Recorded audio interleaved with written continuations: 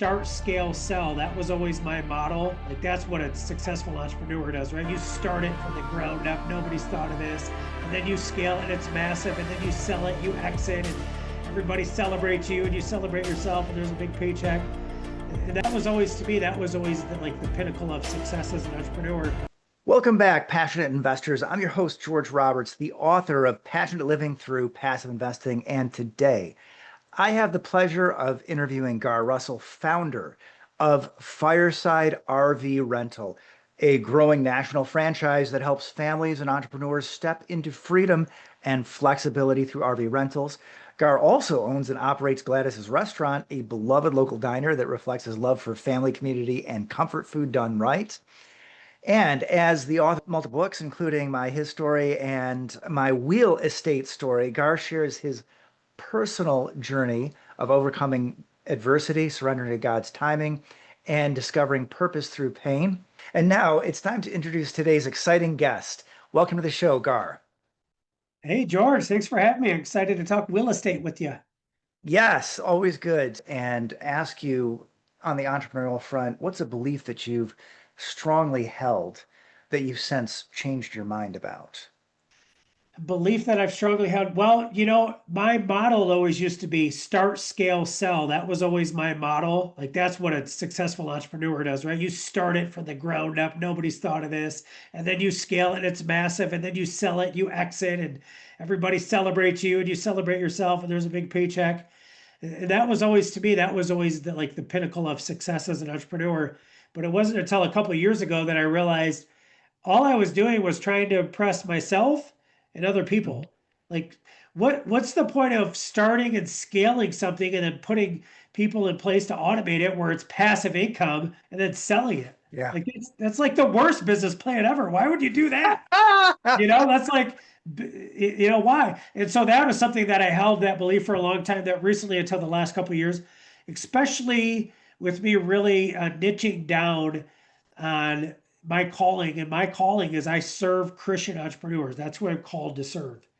And so now being like solidified, like Napoleon Hill says, the definiteness of purpose, knowing that my definiteness of purpose is to do that.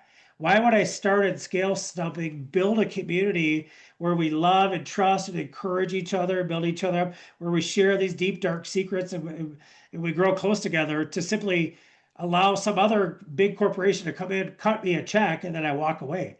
That's like, it's like cheating on my wife. That's horrible. So now that's like, no, I would never do that. We're grooming our 10-year-old Noah to eventually become the CEO of Fireside.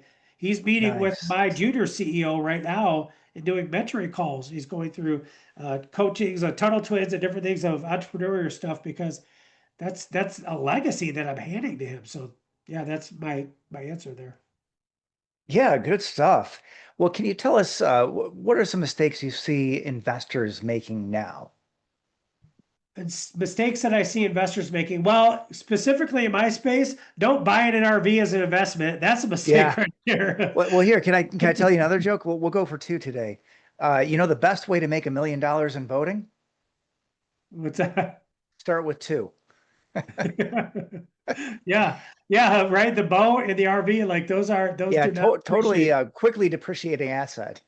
Yeah, now there is a little bit of a caveat to that. Some of our like nationwide corporate competitors, Cruise America and El Monte, like they have a business model where they could get a brand new, rent it for a couple seasons, and exit them. But overall, that's not a good plan for most, because yeah, it depreciates. They're built like junk, Yeah. and there's wear and tear. So that is definitely something I've seen with several of my competitors that went out of business during COVID, that owned Mhm. their own inventory. And then other than that, I would say, because I've made these mistakes, is not thinking long term when it comes to real estate and investment. Like me selling those properties that I got for a great deal a couple years later because I got 4 or 5 times the money. Like Right. I justified it in my mind by that, but that was my retirement plan. There was no point in that. So playing the long game, which a lot of people don't think that way. I'm 47. I feel like I've just started to think generationally the last 2 years. Yeah. All right. So some more deep ones here. Would you like to share your earliest memory of pain or struggle? Yeah, my earliest memory, well, it used to be fifth grade that I read about my real estate story when I went to my dad with a business plan.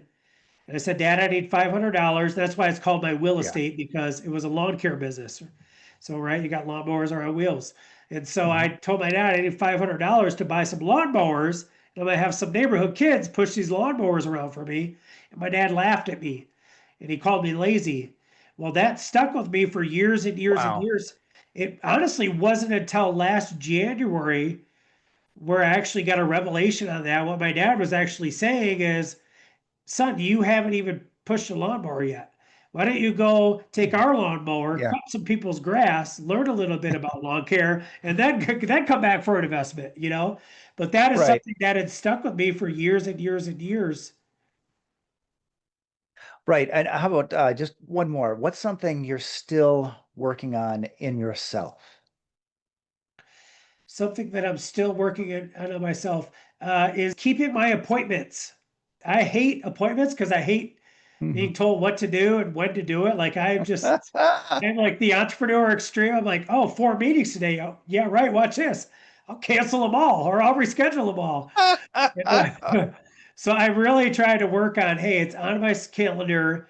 Can I cancel it? Can I reschedule it? Sure, I have the freedom to do that, but just in the sake of self-discipline, because the way I was raised is I did everything. I was a Boy Scout, I was on the football team, I was on the basketball team, I was on the wrestling team. But guess what?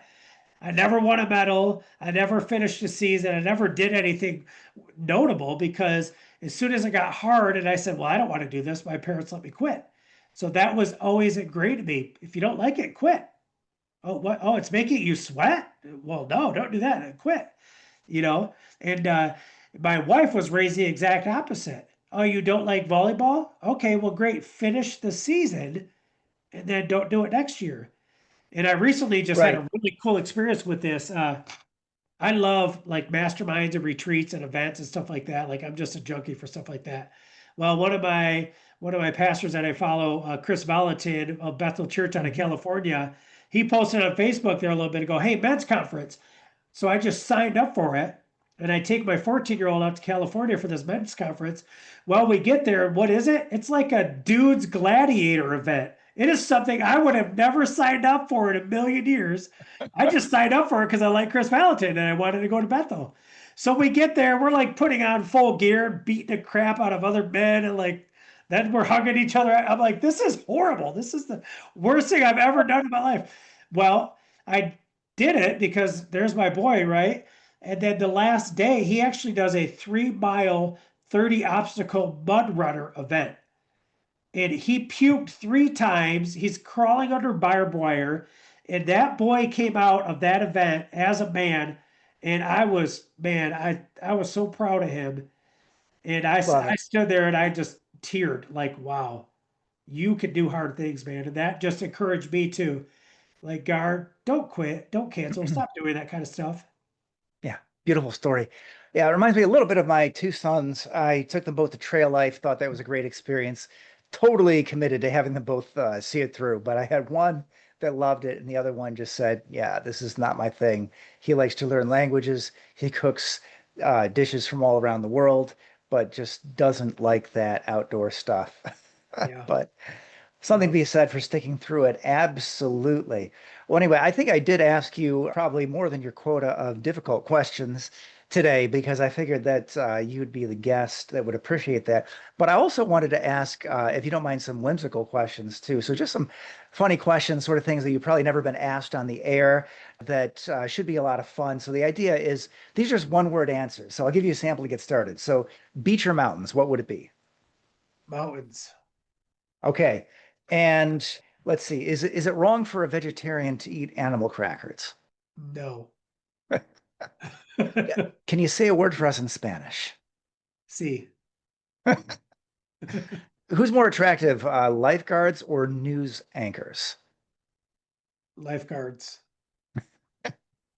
All right. And then if you could replace all the grass in the world with something, what would it be? fake grass. Fake grass, is that an answer? Well, I guess you could do that. You don't have to mow the lawn anymore. Maybe that lawn experience was worse than I thought. Anyway, sorry, just doing my best to make something out of it. All right, great. So, hey, I think we're ready to head into the lightning round. So, here's some serious questions. So, on a scale of 1 to superhero, how would you rate your lightning round skills? Ooh, lightning round skills. I'm gonna be good. I'm going superhero. All right, okay. All right, so if you could be known for only one thing, Gar, what would that be? Grace. What is one mistake that has taught you the most? Passivity. What personal characteristic has been most pivotal to your success?